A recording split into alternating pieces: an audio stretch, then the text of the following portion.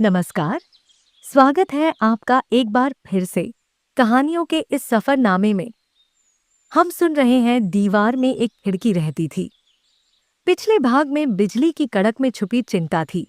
खिड़की से आती बूंदों में कोई गहरी आवाज और नींद में भी पेड़ पर बैठे उस लड़के की फिक्र।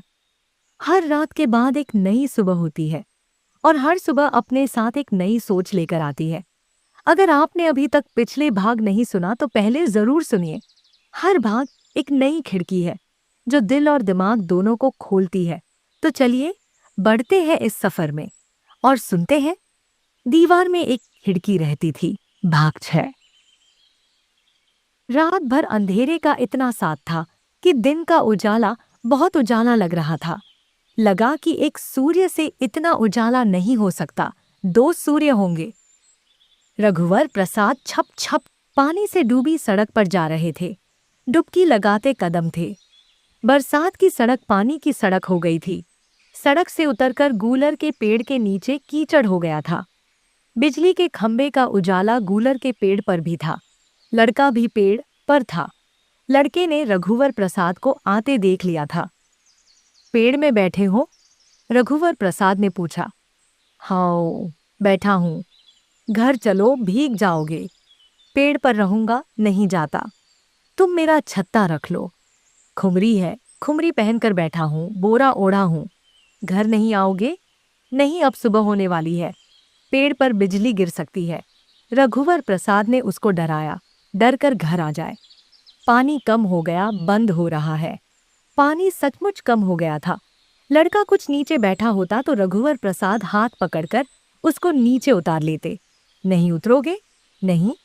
रघुवर प्रसाद लौट आए। रघुवर प्रसाद ने दरवाजा बंद किया। छत्ते से पानी टपक रहा था। छत्ता बंद कर रघुवर प्रसाद ने संभाल कर सोनसी को छत्ता और चप्पल पकड़ाया ताकि अम्मा पर पानी की बूंदें न पड़ें। मोहरी के पास टिकाकर रख दो।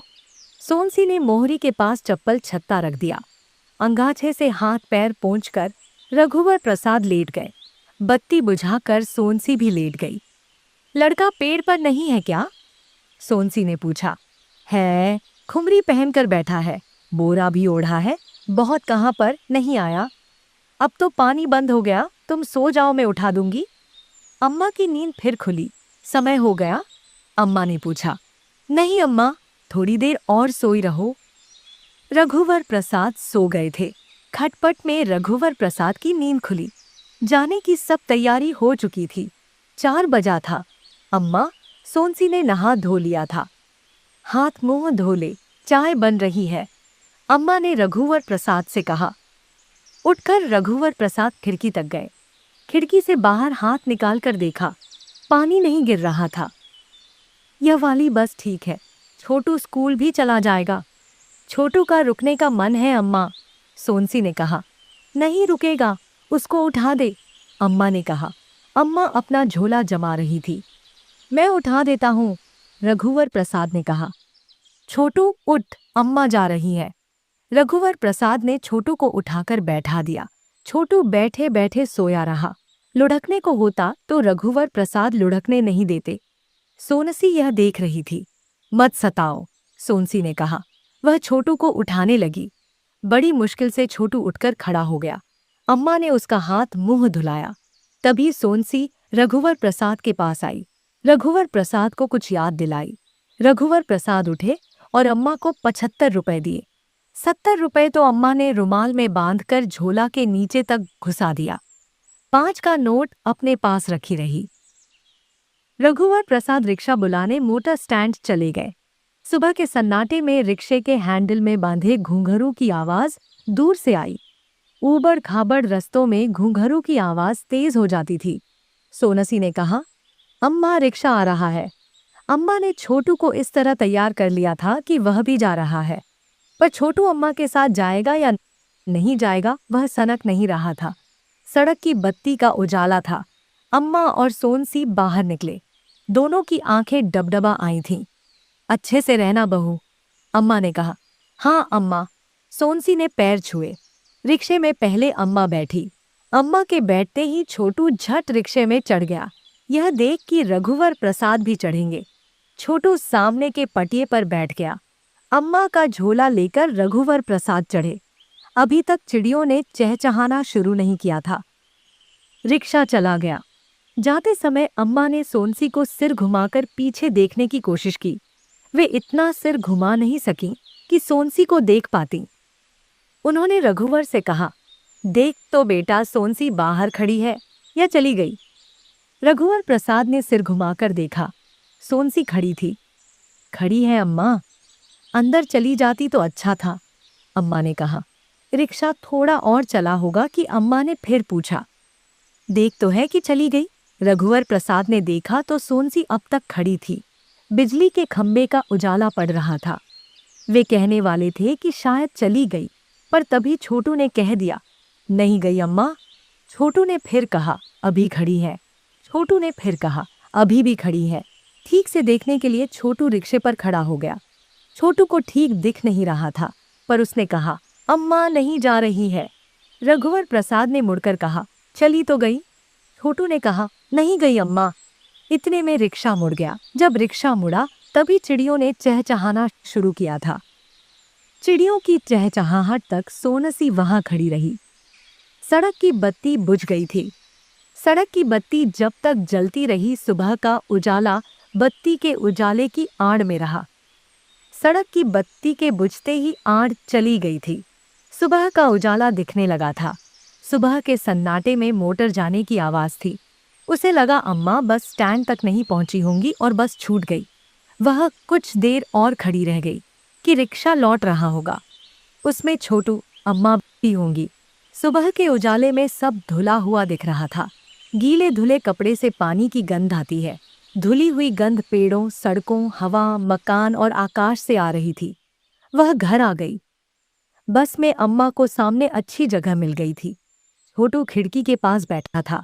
अम्मा के साथ घर जाने की खुशी में वह बड़े भाई भाभी के पैर छूना भूल गया था। रघुवर प्रसाद ने अम्मा के पैर छुए।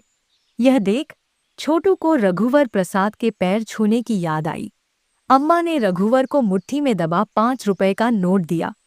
रास्ते में गरम जलेबी बन रही थी, लौटते समय जरूर ले लेना। छोटू को रघुवर प्रसाद ने 1 रुपए का सिक्का दिया।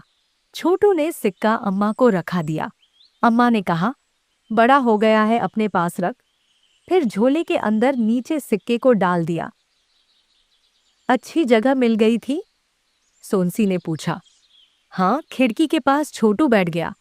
अम्मा ने 5 रुपए दिए थे, कहा था जलेबी ले लेना। जलेबी का पूड़ा पकड़ाते हुए रघुवर प्रसाद ने कहा। सोनसी नहा चुकी थी। एक गरम जलेबी उसने खाई। रघुवर प्रसाद भी एक जलेबी खाए। सोनसी चौके के काम में लग गई। इतने में रघुवर प्रसाद को दरवाजे के पास आहट आई। उन्होंने दरवाजा खोला तो दरवाजे के पास टायर के गमलों की थोड़ी आड़प में सिर झुकाए लड़के का ददा बैठा था। सुबह सुबह आ गया था, अंदर आ जाओ, धीरे से रघुवर प्रसाद ने कहा। हाँ महाराज, कहकर झुके हुए वह अंदर आया। रघुवर प्रसाद ने दरवाजा उड़का दिया। डंडा कहाँ है? घर छोड़ आए हो ना? यहाँ है। कहाँ? दरवाजे पर रखा है। सोनसी दरवाजा खोलकर डंडा अंदर ले आई और एक कोने में जमीन पर डाल दी। सोनसी ने खटिया की आड़ बनाई। लड़के के ददा को उसने आड़ में बैठा दिया। तुम यहीं रहो, तुम्हारे लड़के को बुलाते हैं, सोनसी ने कहा। मैं बुला लाता हूँ, रघुवर प्रसाद ने कहा। वे सीधे गूलर के पेड़ के नीचे गए। पेड़ पर लड़का था। घर नहीं गया? नहीं। चल कुछ खा ले। रोटी है? रोटी है कि नहीं यह नहीं मालूम, पर जलेबी है। जलेबी का नाम सुनकर वह धप्प से पेड़ से कूदे जैसा नहीं कूदा, गिर गए जैसे कूदा। जलेबी ठीक निशाने में उसे लगी गोली थी। रोटी न होने से उसका मन डानवा डोल था। रात भर के बाद अपने घर भी जाना चाहता था। वह अपने ददा को कैसे देख नहीं पाया मालूम नहीं। गिर जाता तो कैसे गिरता? रघुवर प्रसाद उसका हाथ पकड़े हुए थे कि भाग नहीं जाए। चल, रघुवर प्रसाद ने कहा। सोनसी? रघुवर प्रसाद ने आवाज दी। दरवाजा बस उड़काया हुआ था। अंदर सावधान करने के लिए उन्होंने आवाज दी थी। सोनसी ने दरवाजा खोला। लड़के से कहा, अंदर आ जा। रात भर का जागा हुआ लग रहा था। बालों में फिर भी बहुत तेल था। कनपटी पर मैल के साथ जमा दिख रहा था। नहा धोकर कंघी कर लिया कर, तेल कम लगाया कर, सोनसी ने कहा। खटिया की आड़ में उसका बाप चुपचाप बैठा सब सुन रहा था। अपने लड़के को वह देखना चाहता था। कई दिनों से अपने लड़के को अच्छे से देख नहीं पाया था। खटिया से झांकने की इच्छा हो रही थी। बीड़ी पिया था? सोनसी ने कहा। नहीं, रात को पिए था। रात को भी नहीं पिया। जलेबी दो ना, धीरे से उसने कहा। रोटी भी है, खाएगा? जलेबी खाऊंगा, उसने झिझक कर कहा। अच्छा, दोनों खा लेना। सुन, तेरा ददा भी यहीं है, भागना मत, वह नहीं मारेगा। उसके साथ घर चले जाना, खटिया की आड़ में है, समझ गया? ददा के नाम से वह चौंक गया। कहाँ है कि दृष्टि से उसने इधर उधर देखा। नहीं है, उसने कहा। कहाँ ना, खटिया के पीछे है, सोनसी ने कहा। ददा खटिया के पीछे से झांका। वह बहुत प्यार से अपने लड़के को देख रहा था। जा, चले जा। रघुवर प्रसाद लड़के को खटिया तक लिवा ले गए। वह अपने बेटे को झांक रहा था। आजा, उसने कहा। फिर हाथ पकड़कर खटिया की आड़ में अपने पास में बैठाया। उसके सिर पर हाथ फेरते हुए उसके हाथों में तेल लग गया था। हाथ के तेल को उसने अपने पैर में रगड़कर पोंछा। फिर दोनों हाथ से बाल के तेल को पोंछकर कभी अपने हाथ पर, कभी लड़के के हाथ पर चिपट देता। सिर से अंगोछा निकालकर लड़के के मुंह को पोंछा। बाई कंघी होगी? झांक कर उसने सोनसी से पूछा। हाँ है, सोनसी ने कहा। रघुवर प्रसाद ने अपनी एक छोटी कंघी पोंछ पाँच कर उसे पकड़ा दी। जब वो खटिया की आड़ में अपने लड़के की कंघी कर रहा था, तब सोनसी ने आवाज दी, आजा, रोटी खा ले। लड़का जाने को हुआ तो ददा ने रोककर जल्दी जल्दी उसकी कंघी की। 2 थाली में परोसा हुआ था। थाली में 2 रोटी और थोड़ा भात था। 2 जलेबी थी। जलेबी दोने में थी। रात की बची रोटी थी। अम्मा ने कहा भी था कि खाना अधिक बन गया है, बासी बचेगा। लड़के का ददा संकोच कर रहा था। खटिया की आड़ से बाहर नहीं आ रहा था। सोनसी ने लड़के से कहा, ददा को बुला ले। चल ददा खा ले, लड़के ने कहा। उसका ददा आया, दोनों खाने लगे। ददा ने अपने हिस्से की एक जलेबी लड़के के दोने में डाल दी। लड़के ने 2 जलेबी बचा ली थी। रघुवर प्रसाद खटिया के पास बैठे बैठे दोनों को खाता देख रहे थे। सोनसी ने और रोटी दी। खा पीकर जलेबी का दोना लेकर लड़का घर जाने के लिए निकल गया। गूलर के पेड़ के पास आते ही उसने ददा को दोना पकड़ाया और पेड़ पर चढ़ गया। लड़के ने पेड़ के खोखल से प्लास्टिक की थैली में रखी माचिस और बीड़ी का बंडल ऊपर से डाला। ऐ ले ददा, लड़के ने कहा। डाल में खुमरी बांधी थी। उसने खुमरी निकाली। खुमरी की आड़ में एक गिलहरी बैठी थी, जो चौंक कर पेड़ की डालियों की गलियों में भाग गई। ऊपर से उसने खुमरी छोड़ी तो ददा ने उससे हवा में झोंक लिया। पेड़ के खोखल में एक खाकी पैंट थी जो रात के पानी से गीली हो गई थी। उसे लेकर वह नीचे उतरा। पेड़ से अपनी गृहस्थी उसने समेट ली थी। खोखल में एक अठन्नी थी। घर से निकलकर वह यहाँ रहता था। अब वह अपने घर जा रहा है। रास्ते में उसने अठन्नी ददा को दे दी। लड़के ने खुमरी को सिर पर पहन लिया था। उस वक्त वह बहुत खुश था। उस वक्त न तो ऐसी धूप थी और न पानी गिर रहा था। ददा से उसने जलेबी का अपना दोना मांग लिया। घर का दरवाजा बंद था। दाई, लड़के ने कहा। काहे रे? दाई ने कहा। दरवाजा खोल दाई, ददा के आने का बेरा है रे, दाई ने कहा। दाई ने दरवाजा खोला। दाई ने दोनों को देखा। आज के दिन जैसा नहीं देखा। बहुत पहले का कोई दिन या आने वाला कोई दिन, रोज रोज का दिन नहीं। लड़के ने दाई को दोना पकड़ाया। दाई, जलेबी ले ले। दाई ने कहा, अंदर चल। फिर दाई ने लड़के के ददा की तरफ देखा कि एक दिन ऐसा ही होना था। एक दिन आज का दिन हो जाएगा, उसे मालूम नहीं था। लड़के को चिपटाकर वह अंदर ले गई। महाविद्यालय जाने का समय हो गया था। साधु नहीं आया था। रघुवर प्रसाद टेम्पो से महाविद्यालय जाने के लिए निकले। उन्होंने गूलर के पेड़ को देखा कि लड़का वहां नहीं होगा, और लड़का उनको वहां दिखा। अब क्यों आ गया? बीड़ी की आदत छूटी नहीं। यहाँ क्यों आ गए? बीड़ी पी रहे हो? दादा के साथ घर गए थे ना? घर से आ गया, बीड़ी नहीं पी रहा हूँ, भोलेपन से लड़के ने कहा। नीचे उतरो। लड़का उतरा। रघुवर प्रसाद ने कहा, जेब दिखाओ। उन्होंने जेब की तलाशी ली। जेब में कुछ नहीं था।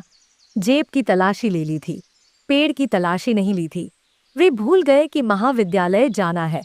मोटी डालियों वाला पेड़ चढ़ने में आसान था। वे चढ़ गए। नीचे झांक कर देखा कि लड़का भाग तो नहीं गया। लड़का खड़ा था।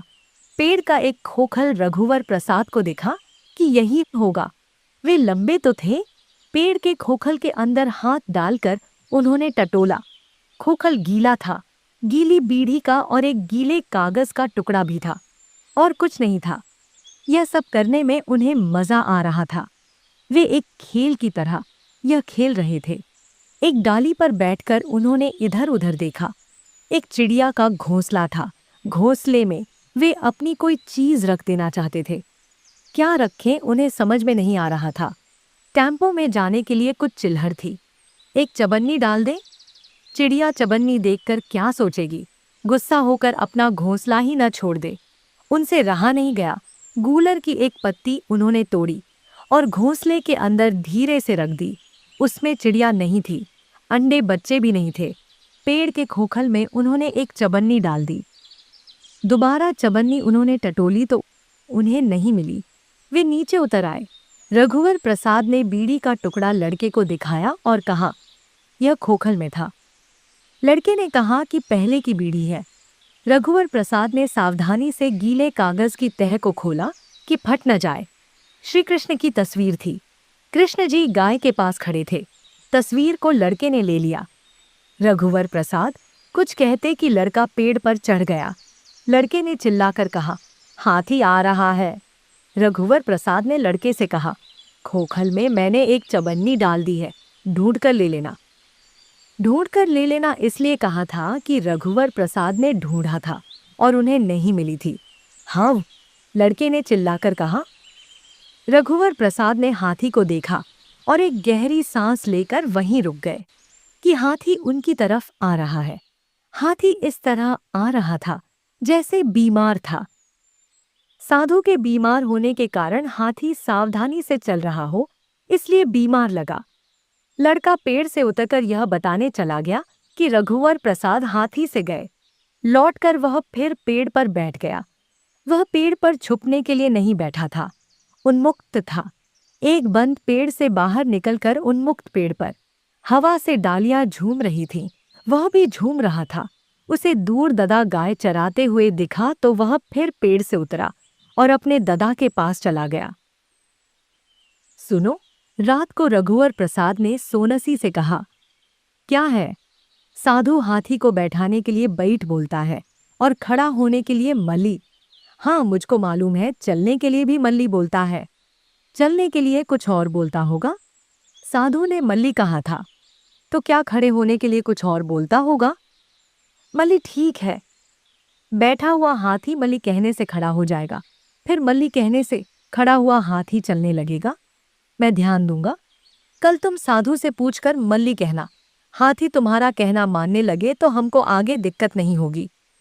हो सकता है वह केवल साधु की बात माने। बोल कर देखना, कहना मान ले तो अच्छा है। मुझे नहीं लगता कि हाथी मेरा कहना मानेगा। मैं उसे खड़े होने के लिए कहूँ, राह चलता कोई आदमी तब शरारत से उसे बैठने के लिए कह दे, तब तो वह बैठ जाएगा। कोई दूसरा खड़ा होने के लिए कह दे तो भी खड़ा हो जाएगा। हाथी इस तरह उठक बैठक करता रहेगा। कितनी कठिनाई होगी। फिर भी तुम कोशिश करना।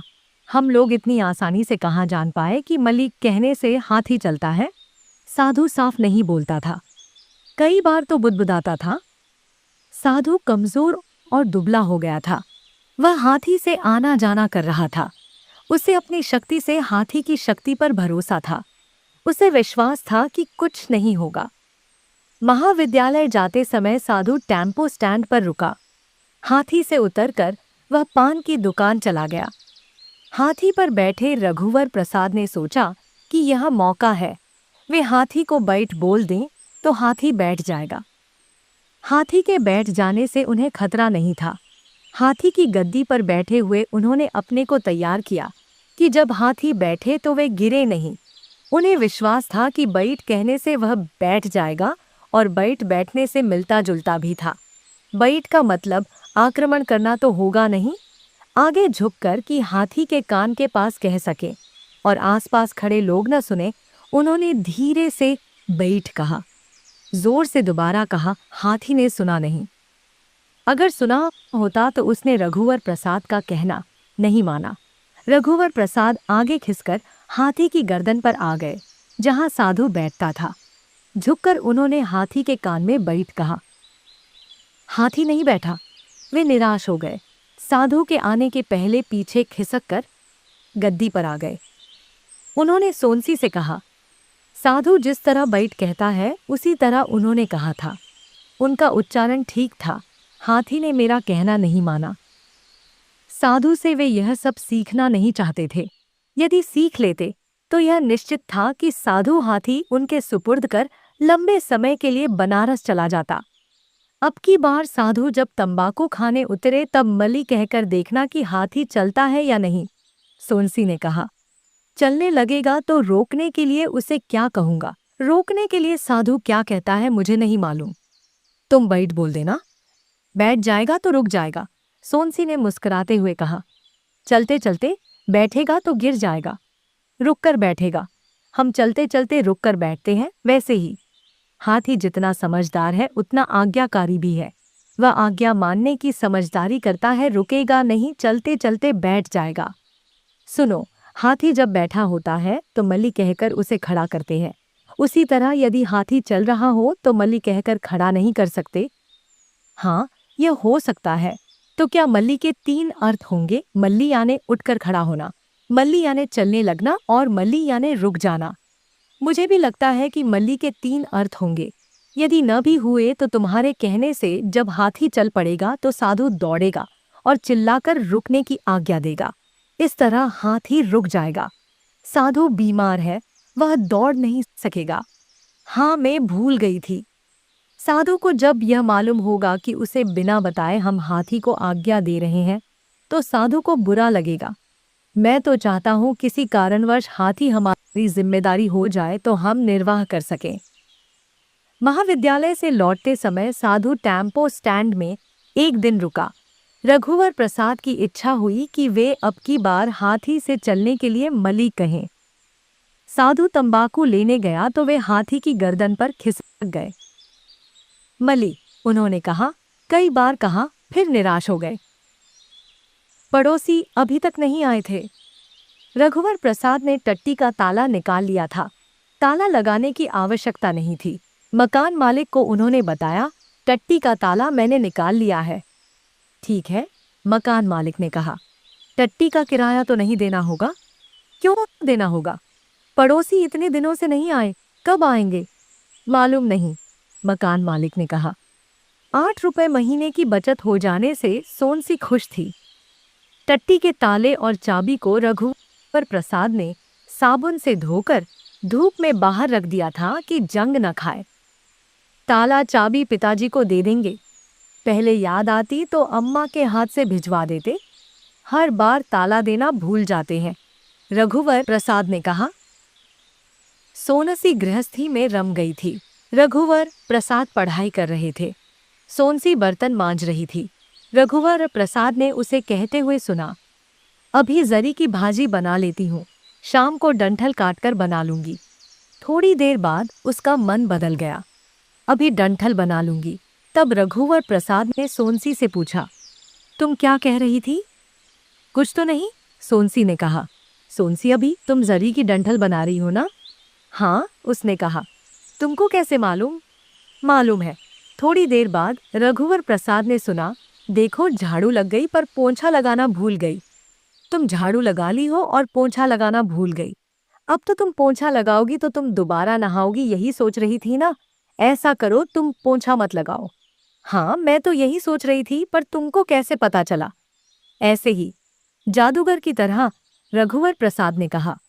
अब मैं जो सोचूंगी तो मुझको बता दोगे? हाँ, बता दूंगा, पर अभी नहीं, जब बताना होगा तब। चूड़ी वाली निकलेगी तो उससे आज चूड़ी लूंगी। सोनसी ने काम करते करते कहा। रघुवर प्रसाद को लगा कि उनसे कहा गया।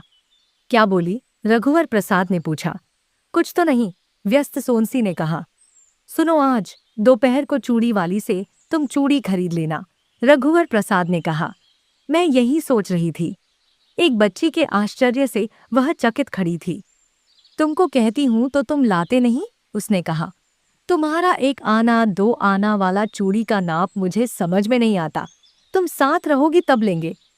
कुछ देर बाद काम करते करते सोनसी ने कहा, मैं आज चूड़ी ले लूंगी। रघुवर प्रसाद ने इसे सुना। वे समझ गए कि सोनसी ने उनसे नहीं कहा था, अपने से कहा था। चूड़ी वाले से आज चूड़ी ले लोगी तो ठीक रहेगा। रघुवर प्रसाद ने सोनसी के मन की बात कही। तुम मेरे मन की बात मत सुनो। मन की बात पर ध्यान दोगे तो अपनी पढ़ाई नहीं कर पाओगे। सोनसी आटा सान रही थी और सोच रही थी। रघुवर प्रसाद पढ़ रहे थे, इसलिए वह रघुवर प्रसाद से बात नहीं कर पा रही थी। उसने सोचा कि वह रघुवर प्रसाद से पूछे कि बिजली के खंभे के नीचे लड़कों को पढ़ाते पढ़ाते बहुत थक जाते होंगे। आज सड़क की बत्ती चली जाए तो देर रात तक लड़कों को पढ़ाते हैं, इसलिए बिस्तर पर लेटते ही नींद आ जाती है। रघुवर प्रसाद ठुड्डी पर हाथ धरे सोनसी को आटा सानते हुए और सोचते हुए देख रहे थे। उन्होंने भी सोचा कि आज रात लड़कों को छुट्टी दे देंगे। उन्होंने सोनसी से कहना शुरू किया, मैं आज की रात। इसके आगे का जो कहना चाहते थे वह सोनसी के मुंह से निकला, लड़कों को छुट्टी दे दूंगा। इसके आगे का रघुवर प्रसाद ने कहा जो सोनसी कहना चाहती थी, आज रात। रघुवर प्रसाद पूरा कह पाते कि सोनसी ने जल्दी से कह दिया, जागेंगे। यही कहना चाहते थे ना? हाँ, यही कह रहा था, पर कुछ और भी कहता। इसके बाद सोनसी ने चुपके से सोचा, चूड़ी अभी नहीं खरीदते, बाद में खरीद लेंगे। उसने चुपके से सोचा था, इसलिए रघुवर प्रसाद ने नहीं सुना। कैलेंडर जो हवा में फड़फड़ा रहा था, इससे अगले महीने की तारीख दिख जाती थी। आने वाले दिन दिख जाते थे। वर्तमान का सुख इतना था कि भविष्य आगे उपेक्षित सा रास्ते में पड़ा रहता। जब तक वहां पहुंचो तो लगता खुद बेचारा रास्ते से हटकर और आगे चला गया। रघुवर प्रसाद ने किताब बंद कर दी। वे ऐसे उठे कि स्वप्न में उठे हों। सोनसी को रघुवर प्रसाद के स्वप्न में जाने की आहट हुई हो या आभास हुआ हो। वह आटे का हाथ धो चुकी थी। चौके के कपड़े से उसने हाथ पोंछ लिया था और वह भी स्वप्न में चली गई। 2 कदम रघुवर प्रसाद की तरफ खुद चली, 2 कदम रघुवर प्रसाद के सहारे चली। उसका मन हुआ रघुवर प्रसाद उसे लेकर चले। सुनो, तुम चूड़ी वाली से जरूर चूड़ी खरीद लेना, रघुवर प्रसाद ने कहा। कितना भी संभालो टूट जाती है। अपने हाथों को देखते हुए उसने कहा, हो सकता है चूड़ियों का रिवाज एक प्रेमी से बना हो कि प्रेमिका को कुछ काम न करना पड़े और चूड़ियां टूट जाने से बचे। जाते जाते पेड़ वाले लड़के से कह देना कि दोपहर को चूड़ी वाली निकले तो रोक ले। मैं अंदर रहती हूँ, पता नहीं चलता। पेड़ पर लड़का होगा तो कह दूंगा। रघुवर प्रसाद ने देखा कि लड़का पेड़ पर था। क्या कर रहे हो? रघुवर प्रसाद ने पूछा। कुछ नहीं। दोपहर को चूड़ी वाली निकलेगी तो उसे रोक लेना और सोनसी को बता देना। हव रोक दूंगा। चवन्नी निकाले थे? हव निकाला था। खोखल में रखने के लिए एक स्लेट पट्टी और कलम ला दूं? तुम ऊपर बैठे बैठे पढ़ना, नीचे बैठे सोनसी तुमको पढ़ा देगी। तुम्हारे साथ पेड़ की गिलहरी और कौवा भी पढ़ लेगा। मैं नहीं पढ़ूंगा, लड़के ने कहा। बीड़ी पिए थे? नहीं पिया था। रघुवर प्रसाद चले गए। पिताजी की चिट्ठी आई। सोनसी को गांव बुलाया था। 2 दिन गांव में रहकर फिर वह मायके चली जाएगी। पिताजी का कहना था कि रघुवर प्रसाद उसे मायके तक छोड़ आए। सोनसी बहुत खुश थी। रात को रघुवर प्रसाद ने सोनसी का हाथ देखकर पूछा, चूड़ी वाली नहीं आई? हाँ हाँ, नहीं आई। खाली हाथ देखकर अम्मा गुस्सा होंगी। कल पहन लूंगी। अभी इतनी जल्दी नहीं जाएंगे, परीक्षा सिर पर है। ऐसा करो, इस इतवार को गांव छोड़ दो, फिर दोबारा आकर मायके छोड़ देना। बार बार आने जाने से बहुत पैसे खर्च होंगे। अच्छा, गांव छोड़कर आ जाना, वहां से कोई लिवा ले जाएगा। तुम मुझको चिट्ठी लिखोगी? हाँ लिखूंगी। पहले कभी नहीं लिखी, क्या लिखूंगी? राजी खुशी। मैं तुमको क्या कहकर लिखूंगी? जो अच्छा लगे। अम्मा पिताजी को क्या कहती थी मालूम है? नहीं, मालिक। तुम मुझको मालिक मत लिखना। मेरी सहेली अपने पति को श्रीमान जी लिखती थी। नहीं, श्रीमान जी मत लिखना। तुम पहले लिखना। तुम पहले लिखना। दोनों चुप हो गए। सोनसी सोच रही थी कि रघुवर प्रसाद यदि दोनों हाथ से चिट्ठी लिखेंगे तो पहचान जाएगी कि बाएं हाथ से इतना लिखा है और दाहिनी से इतना। वह बाएं और दाहिने हाथ की लिपि को पढ़ते हुए जैसे रघुवर प्रसाद के आलिंगन में पढ़ रही होगी। चिट्ठी का कोई ठिकाना है? 5-6 दिन में चिट्ठी पहुंचती है। रघुवर प्रसाद ने कहा, जब भी समय मिलेगा मैं कसौटी के पत्थर पर जाकर लेट जाऊंगा और आकाश को देखता रहूंगा। मैं भी खिड़की से तुम्हारे देखे हुए आकाश को देख लूंगी। रघुवर प्रसाद का आकाश देखना रघुवर प्रसाद का चिट्ठी लिखना होगा। चंद्रमा सोनसी के लिए लिखा हुआ संबोधन होगा। तारों की लिपि होगी जिसे तत्काल सोनसी पढ़ लेगी। रघुवर प्रसाद कसौटी के पत्थर पर लेटकर एक बड़ा आकाश देखेंगे। बड़ा आकाश लंबी चिट्ठी होगी। सोनसी खिड़की से छोटा आकाश देखेगी तो छोटी चिट्ठी होगी। आकाश एक दूसरे को लिखी चिट्ठी होगी। कुछ एक दिन से साधु नहीं आ रहा था। रघुवर प्रसाद टेम्पो से आना जाना कर रहे थे। महाविद्यालय से वे जल्दी लौटे थे। घर नहीं गए, सीधे खैरागढ़ बाड़ा चले गए। खैरागढ़ बाड़ा उजाड़ जगह थी। एक उजाड़ मकान था। उसके दालान में घुटने पर सिर रखे साधु बैठा था। मकान के आसपास छप्पर के बैंगलोरी खपरे टूटे बिखरे पड़े थे। खिड़की दरवाजे के पल्लों को उखाड़कर चुरा लिया गया था। मकान के चारों तरफ इधर उधर घनी झाड़ियां थीं। पहले इन झाड़ियों का तरतीबवार घेरा होगा। रघुवर प्रसाद को देख साधु बहुत खुश हुआ। उठकर उसने रघुवर प्रसाद को बोरे पर बैठाया। तबीयत ठीक नहीं है? रघुवर प्रसाद ने पूछा। अब ठीक है, वैद्य की दवाई से फायदा हुआ। उनका लड़का दवाई दे जाता है। मैं स्वस्थ हूँ, कहीं भी जा सकता हूँ।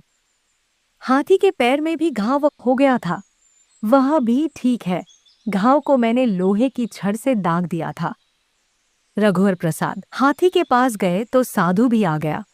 पैर के नाखून के पास घाव था। कैसे लगा होगा? रघुवर प्रसाद ने सोचा। जंजीर से कैसे बांधते हो? रघुवर प्रसाद ने सब समझने के लिए पूछा था। जंजीर में अकोड़ा है, फंसा देता हूं। साधु ने कहा, मैं जाता हूं। हाथी से छोड़ देता हूं, अब ठीक है। हाथी उस पैर में जोर कम देता है। मैं चला जाता हूं। रघुवर प्रसाद हाथी के और पास गए। वे उसे थपथपाना चाहते थे, पर नहीं थपथपाया। कहा, जंजीर से बांधा होने से बेफिक्री होती है। हाँ, जंजीर से बंधा होने से बेफिक्री होती है, साधु ने कहा। रात नहीं थी। कमरे में थोड़ा अंधेरा हुए थोड़ी देर हुई थी। खिड़की से बाहर अभी उजाला था। खिड़की की चौखट पर गौरैया का एक जोड़ा आकर बैठ गया था। कुछ और गौरैया चौखट पर लाइन से बैठ गईं। दोनों खिड़की से उस पार जाने को थे, रुक गए। कुछ चिड़ियों का मुंह कमरे की तरफ था, कुछ का बाहर था। खिड़की से जाने को करते तो चिड़िया उड़ जाती। थोड़ी देर रुक जाते हैं, सोनसी ने रघुवर प्रसाद से कहा। हाँ, रुक जाते हैं। कमरे की बत्ती जला दूं? शायद दिन का थोड़ा उजाला कमरे में अभी तक है। जब तक रहता है तब तक बत्ती नहीं जलाते। अब जला दूं? थोड़ी देर बाद सोनसी ने पूछा। खिड़की से बाहर देखते हुए दोनों चुपचाप सटकर खड़े थे कि उनके हिलने डुलने से चिड़िया न उड़ जाए। आकाश में अभी दिन का उजाला था। कमरे से दिन का पूरा उजाला सचमुच चला गया है, इसका अंदाज रघुवर प्रसाद नहीं कर पा रहे थे। शायद दिन का उजाला चला गया। हाँ, मुझे भी लगता है। सोनसी ने खटका दबाया तो चिड़िया फुर्र से उड़ गई, जैसे बत्ती के उजाले ने उड़ा दिया हो। जिन चिड़ियों का मुंह अंदर की तरफ था, पहले वे कमरे के अंदर उड़ आईं, फिर खिड़की से बाहर चली गईं। कोई दरवाज़ा खटखटा रहा है।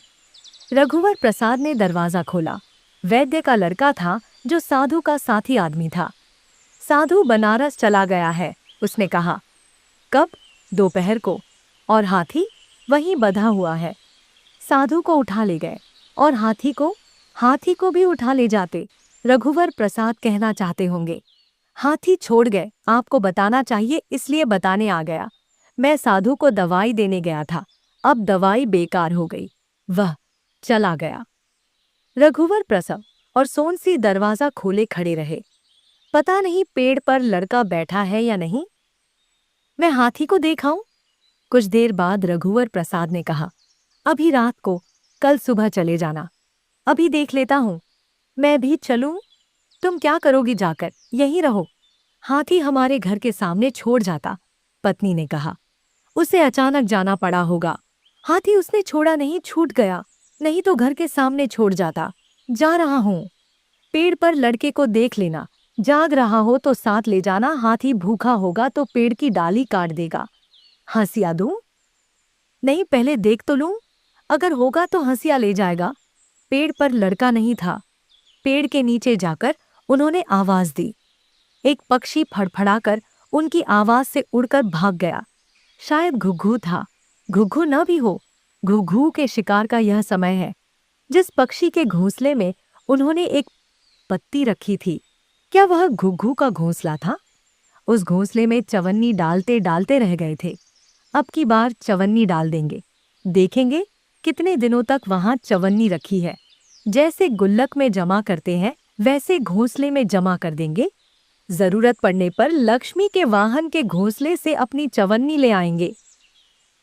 वहीं से उन्होंने सोनसी से कहा, नहीं है।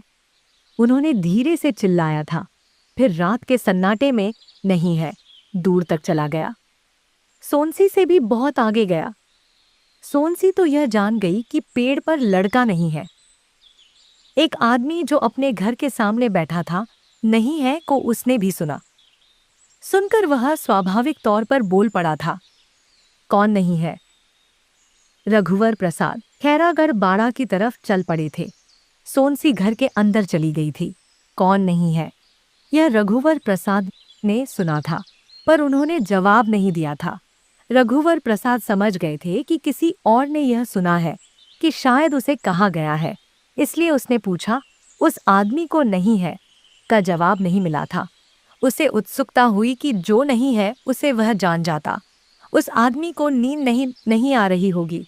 रात के सन्नाटे में वह अकेलापन महसूस कर रहा होगा। उससे रहा नहीं गया। उसने जोर से पूछा, कौन नहीं है भाई? वह नहीं जानता था कि कौन नहीं है और उसने किसके लिए कहा था। उसने सुना या नहीं, पर यह तो था जिसने नहीं है कहा था उसी से पूछा था। अगर वह जान जाता तो क्या होता? वह यह जानना छोड़ सकता था। वह इधर उधर देखता लंबे सन्नाटे में सिकुड़ा बैठा हुआ था। वह उठा और दबे पांव घर के अंदर चला गया था। वह युवा, अधेड़ या बूढ़ा हो सकता था। उसकी तबीयत ठीक भी हो सकती थी। रघुवर प्रसाद को जगह जगह इस रात के अंदर मकानों, पेड़ों के इर्द गिर्द गहरे अंधेरे के विशालकाय धब्बे दिखे थे। पेड़ के नीचे एक झोंपड़ी के ऊपर एक बड़ा गहरे अंधेरे का धब्बा दिखा।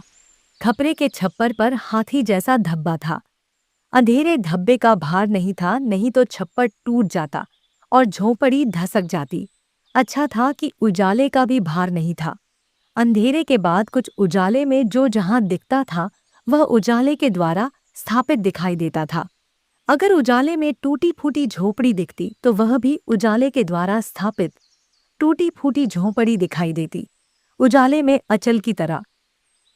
खैरागढ़ बाड़े में और अंधेरा लग रहा था, बहुत अधिक अंधेरे की तरह दिखते हुए खंडहर, पेड़, झाड़ी और हाथी को रघुवर प्रसाद देख रहे थे। वे हाथी की ओर बढ़े। हाथी रघुवर प्रसाद की आहट को पहचान गया होगा। जंजीर से बंधा था। आसपास बरगद की डाली बिखरी थी। रघुवर प्रसाद हाथी के सामने थे। हाथी रघुवर प्रसाद के पास बढ़ना चाहता था। जंजीर पीछे के पैर में थी। रघुवर प्रसाद पीछे गए, हाथी के जंजीर वाले पैर के पास। वे हिम्मत कर फंसे हुए अकोड़े को निकालने की कोशिश करने लगे। हाथी का पैर तना हुआ था, इसलिए अकोड़ा कड़ा था, निकल नहीं पा रहा था। सामने के पैर में जंजीर बंधी होती तो खोलने में डर लगता कि सूंड से पकड़ न ले। पैर थोड़ा ढीला हुआ। हाथी पीछे घूमना चाहता होगा। रघु और प्रसाद ने जोर लगाकर अकोड़े को निकाल दिया। वे पीछे हट गए। हाथी अब बंधा हुआ नहीं था। रघुवर प्रसाद पीछे और हटे। वे हाथी के सामने आए, फिर लौट पड़े कि हाथी उनके पीछे आ जाएगा। उस एक हाथी को खोल देने की उन्हें इतनी खुशी हो रही थी कि अंधेरे में इधर उधर उनके आगे पीछे अंधेरे का स्वतंत्र हाथियों का जुलूस निकला हुआ लग रहा था। तब भी वे पीछे मुड़कर देख लेते थे कि हाथी उनके पीछे आ रहा है या नहीं। थोड़ी देर तक तो उनको लगा कि हाथी उनके पीछे आ रहा है। वे तेजी से घर की ओर बढ़ गए। सोनसी ने तुरंत दरवाजा खोल दिया था। अंदर आकर उन्होंने दरवाजा बंद करते हुए कहा कि उन्होंने हाथी को खोल दिया है। वे खुश थे। क्यों खोल दिया? बंधा था इसलिए। कब तक बंधा रहता? वहां जाकर उसकी देखभाल कर लेते। वहां जाकर देखभाल करते नहीं बनता। हो सकता है हाथी यहाँ आ जाए, यहाँ देखभाल कर सकेंगे। सोनसी दरवाजा खोलकर कुछ देर खड़ी रही। हाथी नहीं था, आते भी नहीं दिख रहा था। सड़क की बत्तियों के उजाले में वह दूर से दिख सकता था अगर सड़क से आता। हाथी नहीं आ रहा है, सोनसी ने कहा। रघुवर प्रसाद भी देखने लगे। कुछ देर बाद दोनों अंदर आ गए। आने का मन होगा तो आ जाएगा। दोनों रात भर सोए नहीं। बीच बीच में उठकर कभी सोनसी कभी रघुवर प्रसाद दरवाजा खोलकर देख लेते। हाथी घर नहीं आया था। सुबह होते ही रघुवर प्रसाद खैरागढ़ बाड़ा भी गए। वहां आसपास हाथी नहीं था। सड़क के किनारे चाय की दुकान थी। दुकान अभी खुली नहीं थी। दुकानदार वहीं रहता था। वह उठ गया था। उससे पूछा। दुकानदार ने भी हाथी को नहीं देखा था। दूर खेत में किसान था। उससे पूछने दूर जाना पड़ता। आसपास कोई नहीं दिख रहा था। जंजीर पेड़ के नीचे पड़ी थी। साधु का एक भी सामान बरामदे पर छूटा नहीं था। जंजीर भारी थी। कुछ देर बाद एक रिक्शा मिल गया। जंजीर रिक्शे में रख वे घर आए। रघुवर प्रसाद और सोनसी शाम के समय प्रायः दूर तक यूं ही इधर उधर घूमते कि हाथी दिख जाए। पड़ोसियों के न होने से अब सोनसी को खालीपन मालूम होने लगा। रघुवर प्रसाद के आने के समय वह सोचती कि रघुवर प्रसाद शायद हाथी पर बैठे हुए आते दिखें, पर रघुवर प्रसाद धीरे धीरे पैदल आते हुए दिखाई देते। पिता की चिट्ठी फिर आई थी कि बहू को पहुंचा जाओ। यह भी लिखा था कि रघुवर प्रसाद को छुट्टी न मिल रही हो तो बहू को बस में बैठा दो, अकेली चली आएगी। सोनसी अकेले जाने को तैयार थी। सोनसी ने खुशी खुशी तैयारी की। एक छोटी टिन की पेटी और एक झोला, इतना सामान था। सोनसी अकेली जा रही थी। रघुवर प्रसाद रिक्शा बुला लाए। रघुवर प्रसाद ने सोनसी के खर्च के लिए 20 रुपया दिया था। अम्मा को देने के लिए 50 रुपया दिया। रिक्शे में बैठने के पहले सोनसी ने रघुवर प्रसाद का हाथ पकड़कर पूछा, गुस्सा हो? नहीं तो, रघुवर प्रसाद ने कहा। सोनसी सोने का कड़ा पहने थी। चूड़ियों से हाथ भरा था। पैर की उंगलियों में बिछियां थी। बस छूटने को थी। रिक्शा में बैठे बैठे रघुवर प्रसाद ने हाथ के इशारे से ड्राइवर को रुकने के लिए कहा। सोनसी को चढ़ाकर वे जैसे ही उतरे बस रवाना हो गई। उतरते समय सोनसी ने उतावली से कहा था, तुम लेवाने आओगे? नहीं आ पाऊंगा, छोटू के साथ आ जाना, रघुवर प्रसाद ने कहा। बस इस तरह रवाना हुई जैसे सोनसी को छीन कर ले गई। लौटते समय घर जाने के पहले वे गूलर के पेड़ की ओर चले गए। पेड़ पर लड़का नहीं था। घर के अंदर जाने का मन नहीं हो रहा था। बैठ जाने की इच्छा हो रही थी। कुछ देर बाद जब घर गए तो खटिया के पाए पर धुली बनियान चड्डी टंगी उन्हें दिखी। सोनसी ने नहाकर बदल लेने को कहा था। वे तालाब नहीं गए। बाल्टी में पानी भरा था, वहीं नहाने लगे। नहा धोकर जब कंघी कर रहे थे तब खिड़की से आती हवन की सुगंध थी। खाने का समय नहीं हुआ था। भूख भी उन्हें नहीं लग रही थी। तब भी वे खाने की तैयारी करने लगे। पूरी तरकारी थी। थाली कटोरी सोनसी अलग निकालकर रख गई थी। आज का दिन था। महाविद्यालय जाने के लिए वे पहले ही निकल गए। रात भर अंधेरे का इतना साथ था कि दिन का उजाला उन्हें बहुत उजाला लग रहा था। उन्हें लगा एक सूर्य से इतना उजाला नहीं हो सकता, 2 सूर्य होंगे। सूर्य के डूबने के बाद जितना अंधेरा होता है वह एक सूर्य के डूबने से नहीं हो सकता था। कम से कम 2 सूर्य डूबते होंगे। वे टेम्पो के लिए 1.5 घंटा पहले आ गए। ताड़ के पेड़ों की पत्तियों की तरफ उनकी दृष्टि गई थी। उस पर दृष्टि पड़ने पर ताड़ के चारों पेड़ों को उन्होंने एक साथ पेड़ जैसा देखा। पेड़ों को अलग वे नहीं देखे। हाथी आता हुआ दिख सकता था। हाथी पर साधु भी बैठा हुआ दिख सकता था। परंतु यह सब हो सकने के पहले बीच में खाली टेम्पो आ गया था और वे बैठ गए थे। महाविद्यालय में विभागाध्यक्ष भी पहले आ गए थे। रघुवर प्रसाद विभागाध्यक्ष से बात करना चाहते थे। काम में व्यस्त विभागाध्यक्ष ने उनकी तरफ ध्यान नहीं दिया। रघुवर प्रसाद से कक्षा में तख्ते पर बाएं हाथ से लिखते नहीं बन रहा था। चौक बार बार टूट जाती थी। वे दाहिने हाथ से लिखकर पढ़ाते रहे। रात को रघुवर प्रसाद की नींद खुली। कुछ देर बिस्तर पर पड़े रहे, फिर उठे। दरवाजा खोलकर बाहर आए। सड़क के किनारे नीम के पेड़ के नीचे खड़े रहे। सड़क की बत्ती का उजाला उन तक नहीं पहुंच रहा था। उनका मन हुआ रात के सन्नाटे में बोले, नहीं है। इस समय अपने घर के बाहर दूर वही आदमी भी देर से बैठा होगा जिसने पहले रघुवर प्रसाद के नहीं है को सुना था। तब उसने कहा था, कौन नहीं है भाई। रात का वैसा ही वातावरण था। गूलर के पेड़ से एक पक्षी यूं ही फिर उड़ा था। अब की बार रघुवर प्रसाद को देखकर उड़ गया हो। पेड़ पर लड़का नहीं होगा। नहीं है। जैसा वातावरण गहराया हुआ था। घर के सामने बैठे हुए आदमी को दूर से लगा होगा कि दूर दरवाजा खोलकर कोई बाहर आया है। उससे रहा नहीं गया। उसने सोचा पूछा जाए, कौन नहीं है। उसने जोर से कहा होगा, कौन नहीं है। रघुवर प्रसाद ने सुना होगा। जवाब में उनके मुंह से निकला, सोनसी नहीं है। कातर मन से निकला हुआ कि सोनसी नहीं है। जो भी हो, उसने सुना। वह आदमी ठंडी सांस लेकर सिर हिलाकर थोड़ी देर बैठा रहा होगा। संतुष्ट हुआ सा कि उसे उत्तर मिल गया। वह घर के अंदर चला गया होगा। उस रात उसे नींद नहीं आई होगी। वह जानना चाह रहा था कि कौन नहीं है। अब मालूम हो गया। वह सोनसी को नहीं जानता था। जो भी हो, फिर भी वह रात को सो सकेगा। रघुवर प्रसाद का खिड़की से कूदकर उस तरफ जाने का मन नहीं हो रहा था।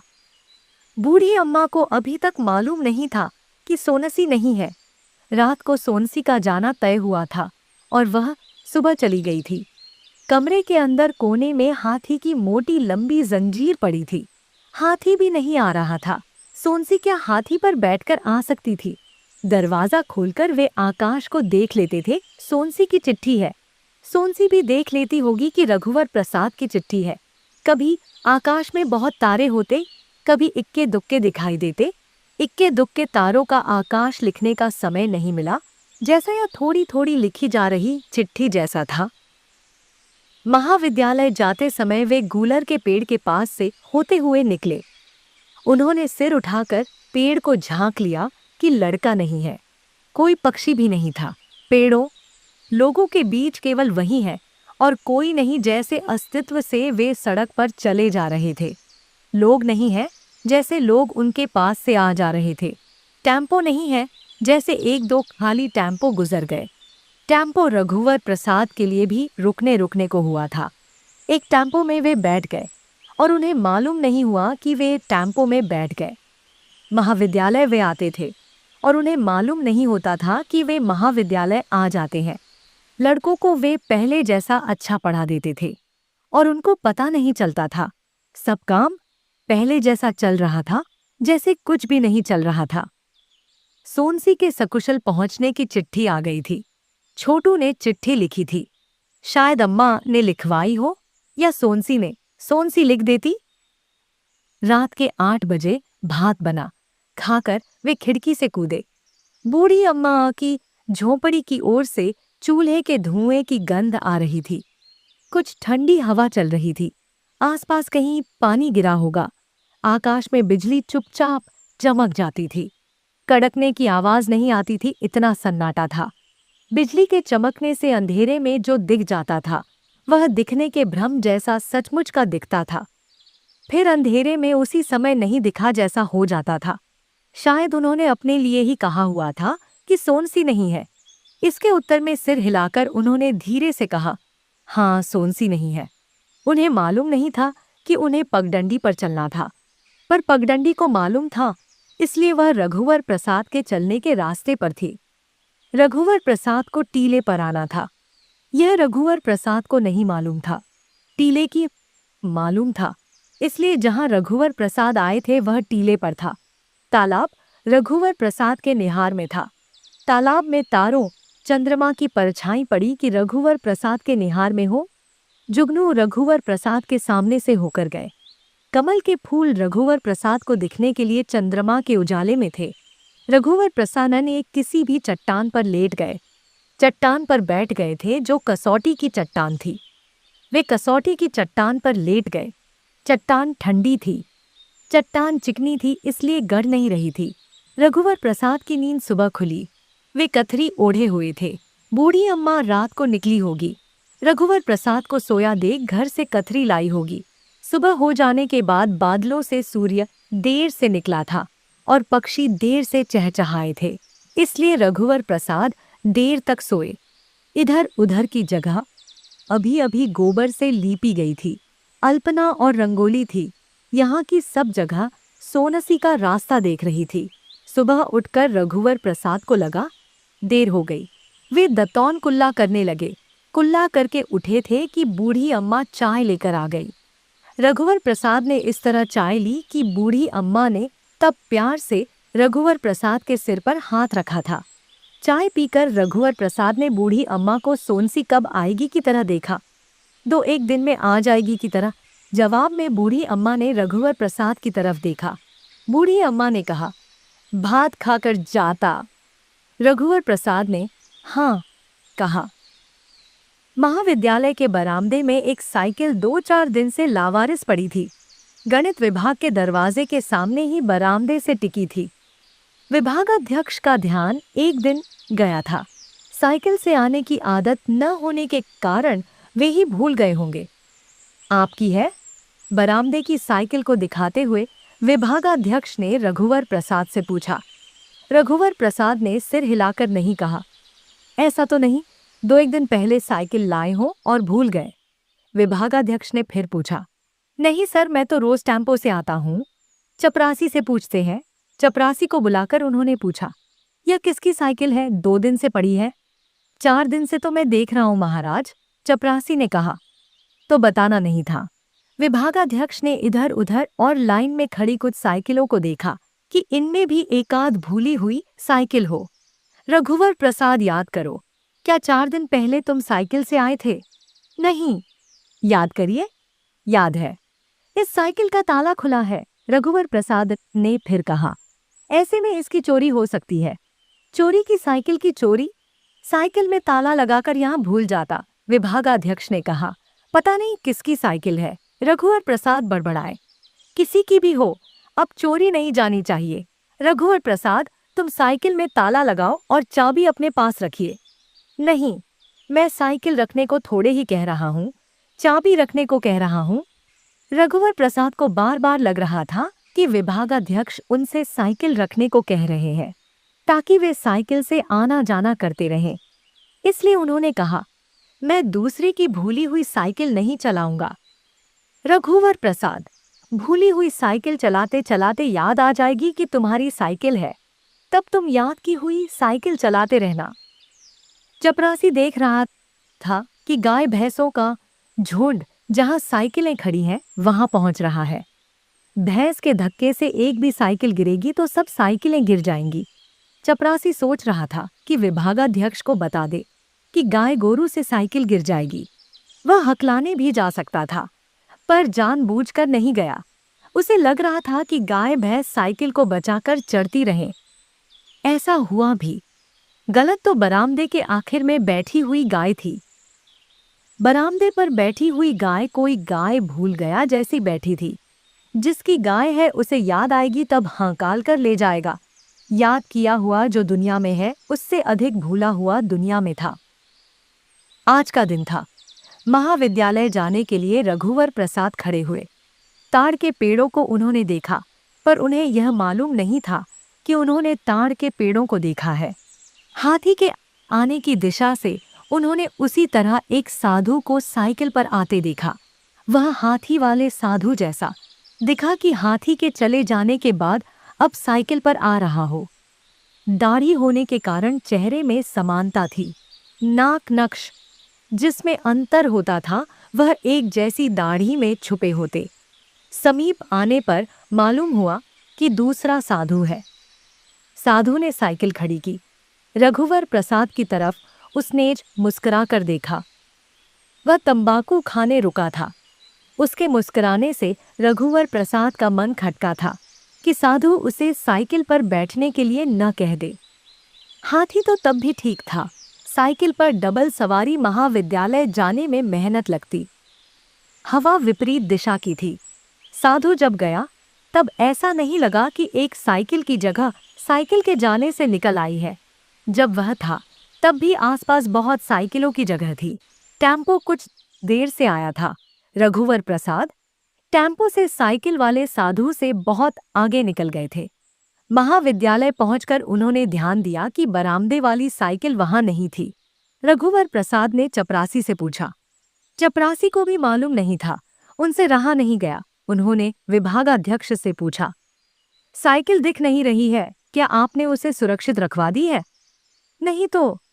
वहां नहीं है क्या? नहीं, गंभीर होकर रघुवर प्रसाद ने कहा। तब तो चोरी चली गई। साइकिल में ताला लगाकर रख देना था, मैं भूल गया। मैं भी भूल गया। अब क्या करें? जिसकी साइकिल थी वही ले गया हो। अगर ताला लगा देते वह अपनी साइकिल नहीं ले जा पाता। हो सकता है। रघुवर प्रसाद सोच रहे थे कि साइकिल साधु की होगी जिसे उन्होंने आज साइकिल पर जाते हुए देखा था। 4 दिन के लिए अपनी साइकिल छोड़कर चला गया और कल उठा ले गया। मैंने आज एक साधु को साइकिल चलाते हुए देखा था। हाथी वाला नहीं, दूसरा साधु। शायद वह साइकिल वाला साधु हो। महाविद्यालय की तरफ जा रहा था। अच्छा, विभागाध्यक्ष ने कहा। तंबाकू खाने पान की दुकान में रुका था। आपसे साइकिल पर बैठने के लिए तो नहीं कहा? नहीं, वहां हाथी वाला साधु का भाई लग रहा था। साइकिल पर बैठकर हाथी को ढूंढने आया हो। आपसे साइकिल पर बैठने के लिए कहता तो क्या आप बैठ जाते? नहीं, यह ज्यादती होती।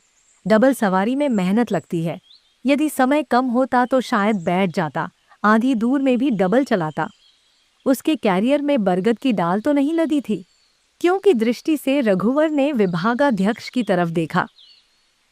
साधु की साइकिल बरगद की डाल खाती हो। महाविद्यालय के आगे तालाब में जहां साधु हाथी नहलाता था वहां साइकिल वाला साधु साइकिल नहलाने जा रहा होगा। रघुवर प्रसाद साइकिल को नहलाने के बदले धोने भी कह सकते थे। शायद इसी के जवाब में विभागाध्यक्ष ने कहा, नहलाने जा रहा होगा नहीं, नहलाने ले जा रहा होगा। जी, रघुवर प्रसाद कुछ समझे नहीं। रघुवर प्रसाद, देखना, आजकल मैं तुम्हारे घर के सामने कोई अपनी साइकिल लावारिस छोड़कर चला जाएगा। क्यों? ऐसे ही। उसे रेलगाड़ी से इलाहाबाद या काशी जाना हो तब क्या करेगा? साइकिल में ताला लगाकर वह अपने घर में नहीं रख लेगा। घर कहाँ, डेरा होगा, पेड़ के नीचे खंडहर के बरामदे में। वहां से साइकिल चोरी चली जाएगी। साइकिल से परेशानी नहीं होगी। घर के बाहर चाहे 1 या 2 साइकिल छोड़ दे। साइकिल धूप पानी खाते बाहर खड़ी रहेगी। तुमको यह अच्छा नहीं लगेगा और तुम उसे घर के अंदर रख लोगे। नहीं, मैं पुलिस में रिपोर्ट लिखा दूंगा, घर के अंदर नहीं रखूंगा। रघुवर प्रसाद सोच रहे थे कि साइकिल वाला साधु और हाथी वाला साधु दोनों एक दूसरे को जानते होंगे। वे किसी साइकिल से महाविद्यालय गए तो रास्ते में अचानक साइकिल वाला साधु उनके साथ हो जाएगा और महाविद्यालय तक उनके साथ रहेगा। लौटते समय भी यही हो सकता है। रोज रोज न हो। टेम्पो पर आना जाना ठीक है, पर जाने के नाम पर अनिश्चित पड़े रहना अच्छा नहीं लगता। आज के दिन भी सोनसी की याद आ रही थी। आते जाते लोगों, पेड़ों, मकानों, सड़क, आवाजों को देखते सुनते थे, पर सोनसी की याद आती थी। सड़क पर किसी से बात करते तो याद आती। आकाश में उन्हें एक जगह काले बादल का छोटा टुकड़ा दिखा जो धीरे धीरे सरक रहा था। उन्हें कसौटी वाली चट्टान की याद आई। काले बादल पर उन्हें चांदी और सुनहली सूर्य किरणों के से चिन्ह दिखे। इस याद आने में कुछ तारतम्य हो सकता था, पर दिन की सड़क पर चलते हुए उन्हें रात की पगडंडी पर जाने की याद आ रही थी। पगडंडी में गोबर लिपी थी और आगे कुछ देर हुए सोनसी के जाने का आभास हुआ था कि वे सोनसी के पीछे पीछे थे। इसमें भी थोड़ा तारतम्य हो सकता था। घर के सामने आकर वे थोड़ी देर ठिठक कर खड़े हुए। वे पैदल नहीं, हाथी पर बैठकर आने को याद कर रहे थे। साथ में सोनसी थी कि हाथी नीचे बैठे तो वे उतरे, फिर सोनसी उतरे। हाथी बैठ नहीं रहा था और वे रुके रहे। याद आने में किसी वस्तु, दृश्य, समय इत्यादि का बहुत आधार या तारतम्य नहीं हो पा रहा था। हाली कमरे के अंदर घुसे ही थे कि पड़ोसन ने पुकारा, रघुवर प्रसाद। वे बाहर आए। आज जल्दी छुट्टी हो गई? पड़ोसन ने पूछा। हाँ, उन्होंने कहा। चाय पियोगे? नहीं, कहकर वे अंदर चले गए। थोड़ी देर चारपाई पर लेटे रहे। फर्श पर हाथी की मोटी जंजीर बिखरी फैली थी। उठकर उन्होंने उसे समेटा, बाहर आए।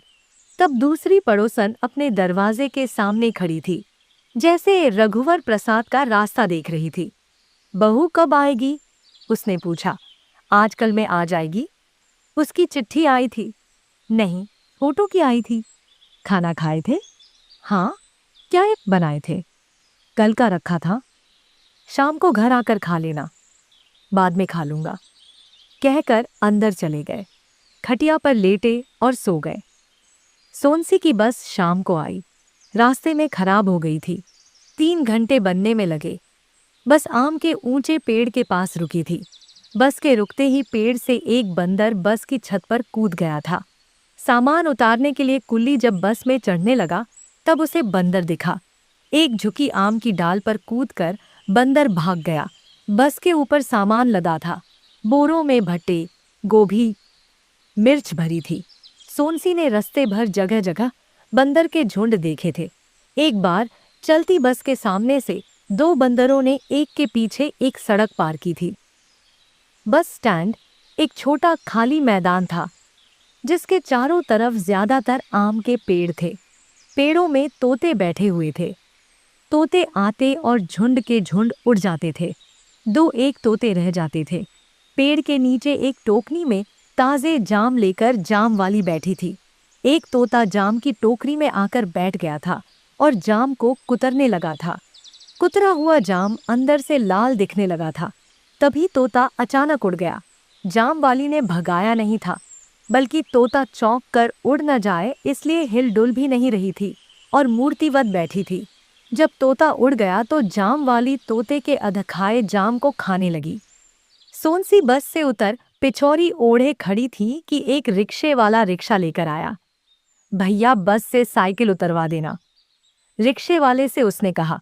बस के ऊपर चढ़े कुल्ली ने रिक्शे वाले को साइकिल पकड़ाई। रिक्शे वाले से साइकिल गिरते गिरते बची थी। तब सोनसी ने भी साइकिल संभालने की कोशिश की थी।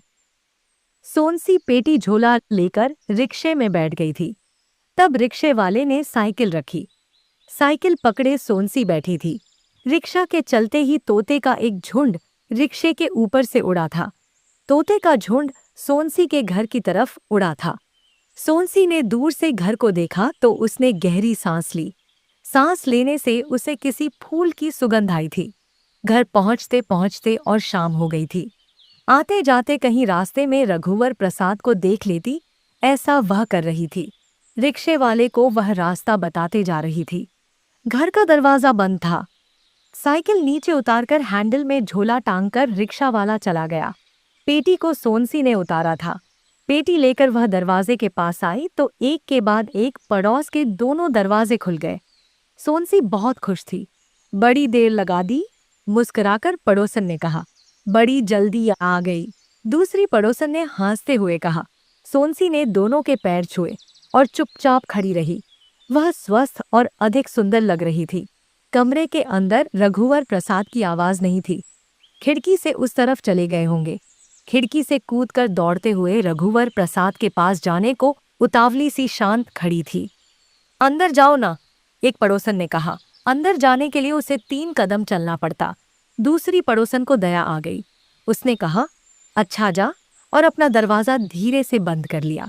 दूसरी ने भी दरवाज़ा बंद कर लिया। सोनसी ढेर सारी चूड़ी और छुन छुन वाली पैर पट्टी पहनी थी। दबे पांव वह 3 कदम चली। दरवाज़ा खुला था। रघुवर प्रसाद खटिया पर लेटे लेटे सो गए थे। उसने धीरे से पेटी को अंदर रखा, दरवाज़ा बंद किया। साइकिल बाहर ही रह गई थी, उसमें ताला नहीं था। साइकिल में पिचौरी और झोला लटका रह गया था। वह रघुवर प्रसाद के पास गई। धीरे से वह लेट गई। रघुवर प्रसाद की पीठ जहां उघाड़ी थी वहां उसने अपना हाथ छुआया और बिना हिले डुले कई दिनों की थकी उसे नींद आ गई। आधी रात को रघुवर प्रसाद को सोते में मालूम हुआ कि सोनसी आ गई है और उनके पास सोई है। उन्होंने बहुत गहरी नींद में और भी गहरी नींद में सोई सोनसी से कहा, मुंह इधर कर लो। सोनसी करवट लेकर रघुवर प्रसाद की तरफ घूम गई। सोए हुए रघुवर प्रसाद ने सोई सोनसी को चूमा तो सोनसी हवा में तैरने लगी। रघुवर प्रसाद को हवा में तैरना नहीं आता था। वे डूब गए। हवा में डूबते हुए वे गहरी गहरी सांस ले रहे थे। पानी में तो डूबे नहीं थे, जिसमें सांस रोकना पड़ता। सोनसी ने नींद में ही चूड़ियों को हाथ के ऊपर खिसकाकर कस लिया था कि बजे नहीं। हवा के किनारे जब सोनसी लगी तो वहां एक ठंडी हवा का झोंका रखा हुआ था। उसमें रात रानी की गंध भरी थी, जैसे ठंडी हवा के झोंके की पोटली में रखी हो। ठंडी हवा के झोंके के चारों तरफ गंध का जंगल था। इस गंध का स्पर्श जंगली और खुरदुरा था, जैसे खरोंच आ गई। सोती हुई सोनसी से रघुवर प्रसाद नींद में बड़बड़ाए, रात रानी। इसे सोनसी ने पानी सुना। उसकी उठने की इच्छा नहीं हो रही थी। वह शायद सपने में थी, इसलिए सपने में उठने लगी हो कि रघुवर प्रसाद को पानी पीना है। जिस आकार में सोनसी लेटी हुई थी उससे उसी तरह के सटे आकार में रघुवर प्रसाद थे और सोनसी का आकार रघुवर प्रसाद के आकार से बांधा हुआ था। रघुवर प्रसाद को खोलते सोनसी से नहीं बन रहा था। रघुवर प्रसाद से बंधे हुए उसने हाथ लटकाकर टटोला कि रघुवर प्रसाद ने पानी का लोटा रखा हो। पानी का लोटा नहीं था। तभी उसने जमीन पर पड़े हुए एक कपड़े के पहनावे को टटोला तो उसका पोलका था। वह पोलका उठाकर पहनना चाहती थी पर सो गई और लटके हाथ से पोलका धीरे धीरे छूट गया। चलो उठो, रघुवर प्रसाद ने कहा। सोनसी ने सुना। मत उठो। रघुवर प्रसाद उठना चाहते थे। सोनसी को अपने से खोलने का मन भी नहीं हो रहा था। तब सोनसी ने कहा, तुम मुझसे गुस्सा हो? मैं आज महाविद्यालय नहीं जाऊंगा। महाविद्यालय जल्दी जाऊंगा। सोनसी ने सुना। क्यों? सोनसी ने पूछा। ऐसे ही, रघुवर प्रसाद ने कहा। सुनो, मैं पिता की साइकिल लेकर आई हूं। कहाँ है? उत्सुकता से उन्होंने पूछा। वे जल्दी से उठे थे। खटका जलाकर देखा, कमरे में साइकिल नहीं थी। बाहर तो नहीं रह गई, ताला भी नहीं लगाई होगी, चोरी चली गई। हड़बड़ाकर सोनसी उठी, सिटकनी खोलकर बाहर आई। है तो? उसने गहरी सांस लेकर कहा। साइकिल में पिचौरी और झोला उसी तरह टंगे थे। रघुवर प्रसाद साइकिल अंदर लेकर आए। बिजली उजाले में उन्होंने साइकिल की अच्छी तरह से देखा था। कमरे की बत्ती बुझाकर दोनों लेट गए। तब सोनसी ने बताना शुरू किया कि पिताजी ने साइकिल ठीक कराई थी। छोटू ने काले रंग से पेंट किया था। पिताजी इसीलिए नहीं आए कि आने जाने में और खर्च होता। साइकिल में खर्चा हो चुका था। छोटू की परीक्षा थी, नहीं तो वहीं आ जाता। दोनों बात करते हुए खिड़की की तरफ देख रहे थे। खिड़की के पास खिड़की से आते हुए उजाले और जाते हुए अंधेरे से ऐसा बन रहा था कि हाथी का सूंड प्रश्न चिन्ह की तरह उठा हुआ है।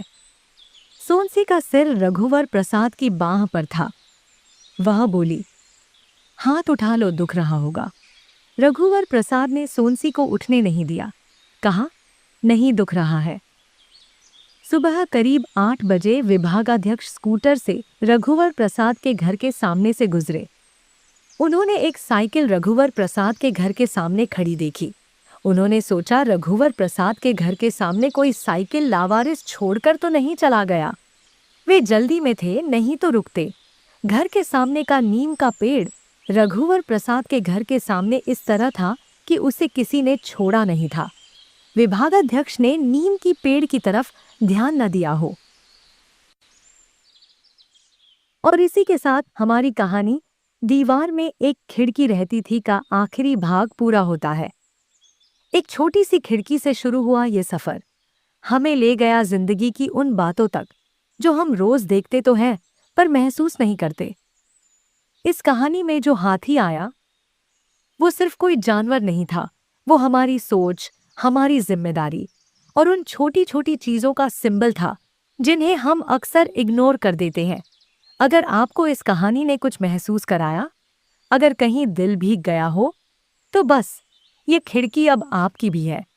So don't forget to like, comment and share this story with someone जिसके दिल में भी एक खिड़की हो, और सब्सक्राइब जरूर करें ताकि अगली कहानी हम साथ सुने।